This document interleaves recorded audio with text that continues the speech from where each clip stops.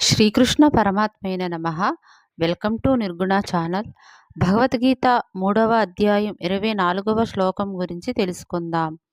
ఉత్సిదేయూరిమే లోక న కుర్యాం కర్మ చేదహం శంకరస్య చ కర్తాస్యం ఉపహన్యామిమః ప్రజాః. తాత్పర్యం: నేనే కనుక కర్మలు చేయడం మానివేస్తే లోక వ్యవహారాలన్నీ శిథిలమవుతాయి. తద్వారా సంకరం, కర్మభ్రష్టత కలుగుతాయి.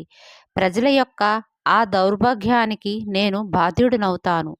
ధ్యాన వివరణ: ఇతరులకు గురువు బాధ్యతను తీసుకున్న నేను, ఇతరులకు మార్గదర్శకత్వం వహించవలసిన నేను కర్మలను చేయడం మానివేస్తే ప్రజలందరూ నన్నే అనుసరిస్తారు, నా దారిలోనే నడుస్తారు.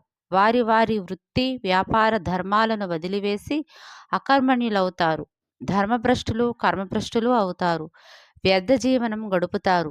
తద్వారా ఏర్పడే అరాచకానికి అప్పుడు నేనే కదా బాధ్యుడిని అని ఈ శ్లోకానికి బ్రహ్మర్షి పత్రిజీ ధ్యాన వివరణ అందించారు. సర్వం శ్రీకృష్ణ సమర్పయామి. ఈ యొక్క నిర్గుణ ఛానల్ని లైక్ చేయండి, షేర్ చేయండి, సబ్స్క్రైబ్ చేయండి.